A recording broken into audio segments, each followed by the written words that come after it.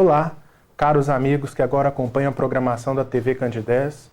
É com muita alegria em nossos corações que nós estamos iniciando mais um programa Espírita Nova Era. Programa esse que é uma realização da AME, Aliança Municipal Espírita de Divinópolis. E como já é de conhecimento de todos vocês, o nosso objetivo é tornar desse encontro, fazer desse encontro uma verdadeira sala de aula, levantando alguns temas pertinentes à doutrina espírita, sempre objetivando um maior esclarecimento, um maior entendimento e, por que também não dizer, um maior consolo dos nossos corações. E é com muita alegria que nesse dia nós estamos recebendo o nosso companheiro da cidade de Belo Horizonte, o Dr. Roberto Lúcio, que é psiquiatra, diretor clínico do Hospital Espírita André Luiz, palestrante reconhecido em todo o nosso território nacional. O tema que nós vamos abordar na manhã de hoje é o tema intitulado Mediunidade com Jesus. E para isso nós estamos recebendo nosso companheiro. Bom dia, Dr. Roberto, seja bem-vindo. Bom dia aos nossos telespectadores. Para mim também é um imenso prazer participar desse programa. Então nós vamos à primeira pergunta. Qual a relação, analisando a vida do Mestre, que Jesus teve com a mediunidade? Nós podemos abordar essa temática de duas maneiras, né?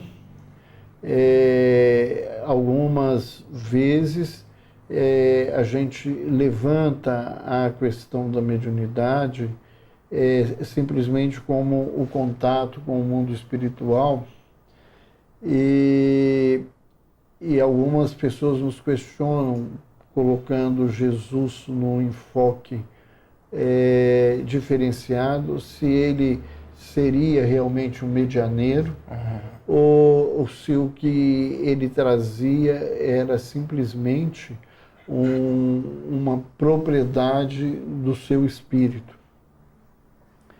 Nós não podemos nos esquecer que o Jesus homem é um participante da caminhada evolutiva num determinado momento da história do planeta, na Judéia, e enquanto homem, enquanto estando presente, ele podia ser um instrumento de orientações que, no caso específico de Jesus, faziam parte do próprio trabalho dele no planeta como governador do orbe, diante das revelações que a gente recebe. No outro aspecto, ele traz a realidade desse mundo espiritual, através dos seus ensinamentos, através do contato, como no caso do Monte Tabora, onde ele se apresenta junto com dois companheiros que já haviam desencarnado, ou quando ele tem contatos com várias entidades em sofrimento, as quais ele consola, ou numa linguagem ainda daquele tempo ele repreende, ele afasta.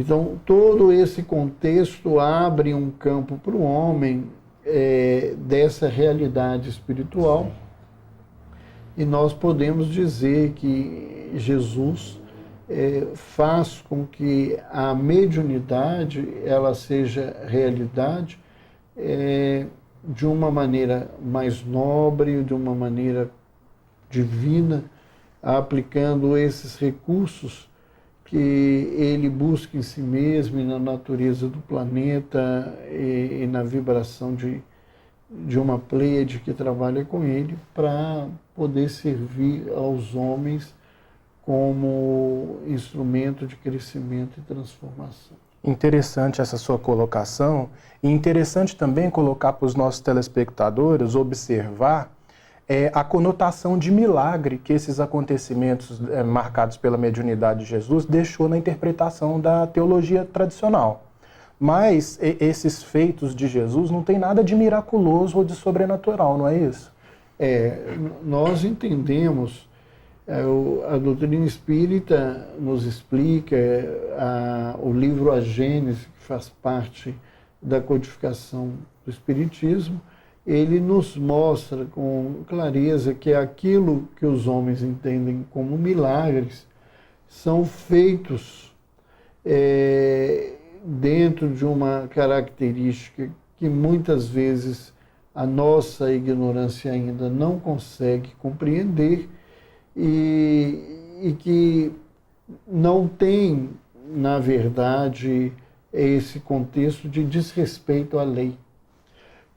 Quando se fala em milagre, você estaria falando de algo onde a lei divina foi desrespeitada. Sim. E isso, se Deus tivesse que mudar a sua lei agora ou em qualquer outro momento, ele perderia a característica divina. A lei é eterna, é imutável. Nós podemos não entender, como nós ainda não entendemos muitos dos fenômenos que acontecem ao redor da nossa vida, e à medida que se estuda, que se aprimora, que se conhece um pouco mais, tanto da ciência quanto dos aspectos da revelação, nós vamos vendo que esses fenômenos têm a ver com uma energia transcendente, com uma dimensão diferenciada da vida, e o homem vai adquirindo aos poucos esse aprendizado, porque também, se tudo viesse de uma só vez, a imaturidade da criatura não conseguiria conviver. À época a gente não tinha estrutura intelectiva para perceber com exatidão aqueles fenômenos, né? E nós diríamos que talvez ainda hoje nós temos interpretações para tirar isso de um caráter miraculoso, mas nós não temos a certeza que essas nossas explicações, as nossas, né? Não estou falando que a espiritualidade não tenha essa observação da verdade um dia para todos nós. Mas aquilo que a gente consegue explicar é aquilo que a gente tem hoje de aprendizado dentro do espiritismo e dentro da ciência.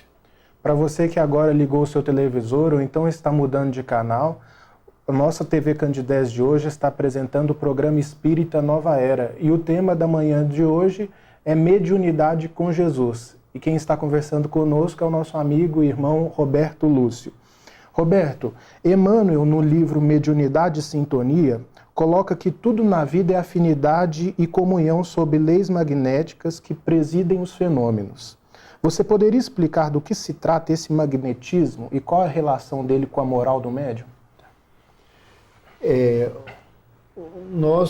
Vamos pegar primeiramente a fala de Emmanuel, quando ele nos explica, né, que essa questão da afinidade, dessa comunhão, né?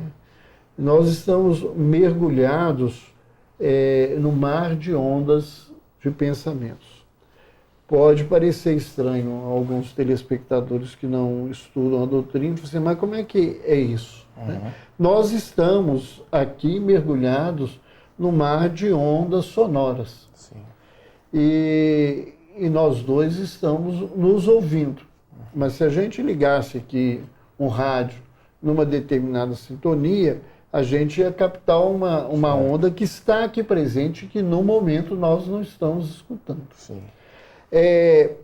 E da mesma forma, nós estamos mergulhados numa onda de pensamentos que vem de todos os campos. E da mesma forma que alguém movimenta o dial do rádio e ele coloca numa determinada frequência, as nossas afinidades morais, as nossas propostas intelectuais, a nossa vivência, os nossos interesses, faz com que a gente se vincule a determinadas ondas. Então, essas ondas, elas, embora estejam presentes, elas influenciam ou não diretamente a nós, porque nós temos um vínculo ou não temos um vínculo com ela. Certo. Então, quando se fala da questão moral, um pensamento elevado da nossa parte, um sentimento nobre, faz com que a gente entre numa vibração com outras entidades, com ondas que têm o mesmo propósito e a mesma situação. Muito de acordo com o nosso interesse em comum com essas entidades, né? E o que nós vamos sentir a partir disso é resultado dessa afinidade. Sim. Hoje, há alguns experimentos que já foram feitos no mundo que mostram que quando eu tenho um pensamento positivo, ou quando eu faço um ato de caridade, eu faço alguma coisa que ajuda, eu mudo as ondas eletroquímicas do cérebro, provocando uma sensação de bem-estar. Quando eu, então, do ponto de vista mais profundo, eu emito essas ondas positivas em mim, e que encontram essas ondas positivas no mundo das energias, né, em dimensões que a gente ainda não entende, né? Nós temos, às vezes falamos aí na quarta dimensão, mas o Steve Hawking, ele fala em 11 dimensões, né? E a gente não sabe se isso seria o todo, e a gente nem consegue conceber como seriam 11 dimensões nesse universo. Mas quando a gente entra nesse aspecto, a somatória da minha energia com a energia que eu apreendo por afinidade, ela vai aprimorar a minha sensação de bem-estar.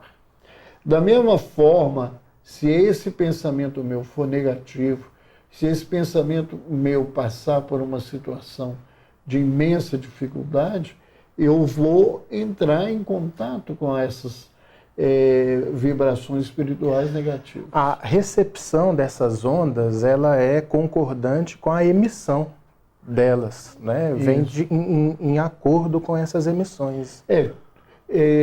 Eu envio e eu recebo ao mesmo tempo. Sim. Nós somos, em qualquer processo de comunicação, dentro de uma teoria simples de comunicação, a gente ao mesmo tempo efetor e receptor.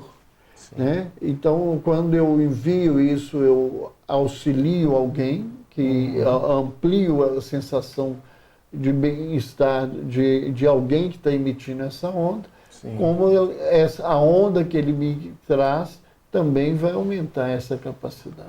É muito interessante isso que o senhor coloca, porque existem algumas pesquisas de alguns médicos até, que observaram quadros clínicos de pacientes que são habituados à oração em relação àqueles que não têm o hábito da prece. E os sinais de bem-estar que o senhor colocou, os sinais de recomposição, de melhora, é muito mais evidente nesses que estão numa onda mental positiva, vinculado ao hábito da oração, com relação àqueles que ainda não possuem esse hábito ou que não desenvolveram, né? A grande maioria dos trabalhos científicos nesse sentido, eles mostram que pessoas que têm um aspecto de espiritualidade grande, né, é importante, o termo que se usa é espiritualidade, né? E espiritualidade não é religião. Existem pessoas que não têm nenhuma crença religiosa e têm um senso de espiritualidade muito grande. Essas pessoas, quando elas adoecem menos que a grande maioria das pessoas, que não têm uma prática de espiritualidade, elas, quando adoecem, elas se recuperam mais rápido do que as pessoas que não têm essa situação, e elas têm uma qualidade de vida e um tempo de vida maior do que as pessoas que não têm nenhum tipo de crença de religião. Muito interessante. A influência moral do médium, você acaba de colocar que é determinante.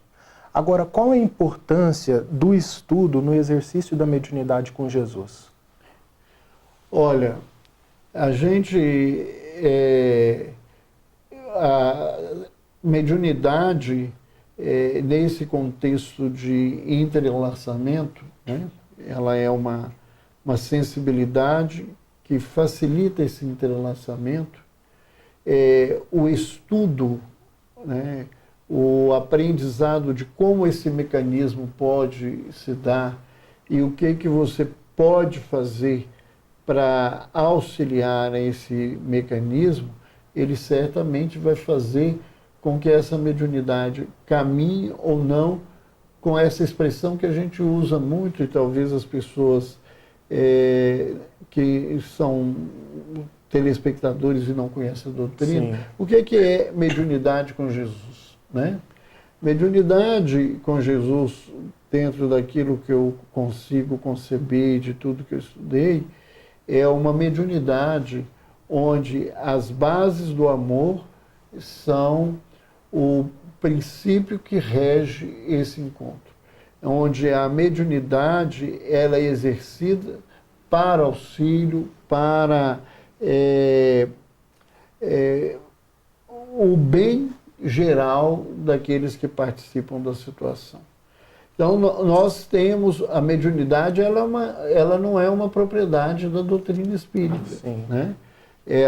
A mediunidade, ela está presente nos homens, né, em geral, na humanidade, e ela é uma faculdade orgânica, e a faculdade orgânica ela é mais aprimorada em algumas criaturas do que as outras, e esse aprimoramento ele faz com que este canal ele seja mais efetivo ou não. Quando a gente fala em faculdade orgânica, primeiro, uma coisa que as pessoas perguntam é assim, mas em que lugar do organismo que ela acontece? Essa é uma busca. Sim. E até hoje, no momento, nós temos várias pesquisas levantando buscando essa resposta, e a gente não tem uma resposta pronta. Eu acho que é uma resposta difícil. Uhum. Por quê? Não é porque é algo miraculoso, é porque o cérebro, ele, embora eu brinco que a gente tem síndrome de açougueiro, a gente fica esquartejando as coisas, né? Um pedaço, o outro, e a gente esquarteja o cérebro e coloca assim, isso acontece aqui, isso acontece ali. O cérebro, ele tem interligações neuronais na faixa dos trilhões. E né, não é o número de neurônios, mas é o número de conexões que é imenso. E essas conexões, o que elas fazem? Toda vez que você tem uma reação em alguma parte do cérebro, ela transmite isso para o cérebro como um todo. Sim. Algumas áreas vão captar e utilizar-se disso e outras vão só guardar como se fosse avisado. Chegou o vizinho, eu sei que chegou, mas eu estou aqui no quarto, não preciso conversar com ele, eu não vou sair do lugar. Não, é um amigo, eu tenho que ir lá recebê-lo nessa situação. Sim. Então, isso é uma grande dificuldade, né? Nós participamos de uma pesquisa nos Estados Unidos e todo mundo que foi para essa pesquisa acreditava que os exames de neuroimagem iam dar uma alteração muito grande a nível de pineal pelas revelações que André Luiz nos traz, né, dizendo que é através da glândula pineal que nós recebemos as influências espirituais. Por N motivos, e talvez até pela especificidade do aparelho, a experiência acabou e não foi encontrada essa alteração.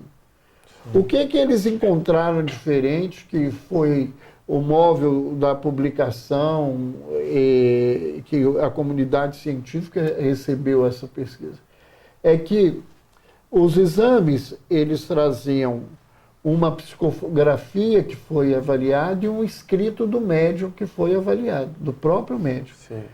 E numa avaliação da qualidade dos textos, os textos psicografados eram mais bem escritos, mais bem elaborados, com maior profundidade do que os textos dos médiuns.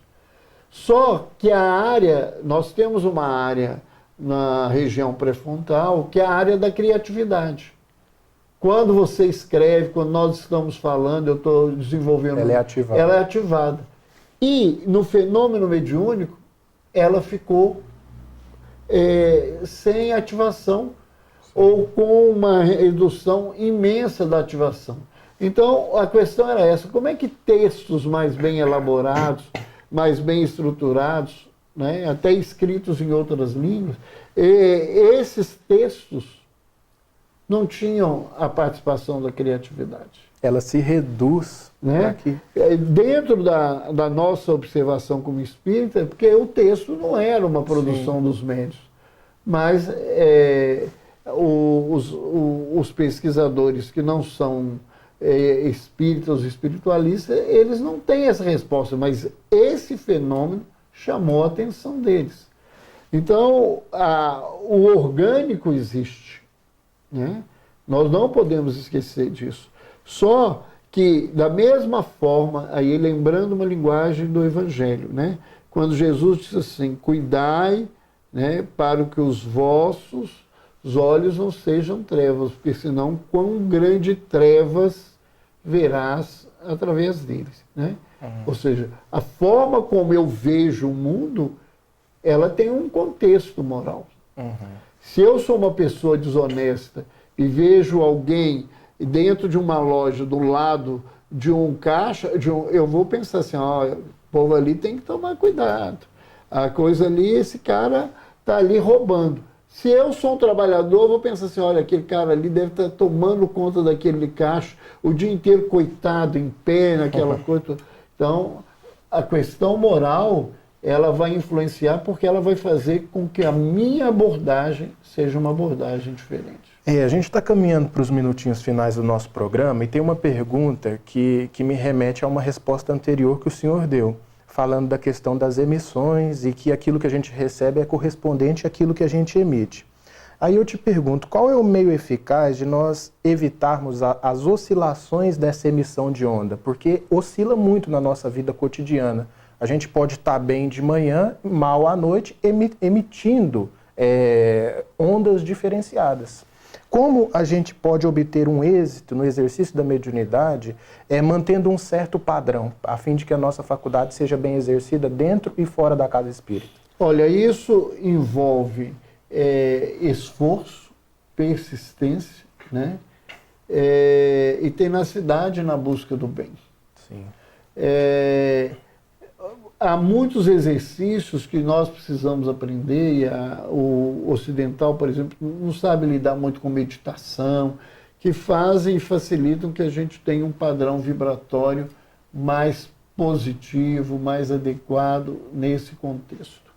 E eu acredito que há exercícios que a gente pode fazer, mas a leitura edificante, a oração em si, o trabalho no bem, estar vigilante, né? A gente precisa vigiar para evitar que essas...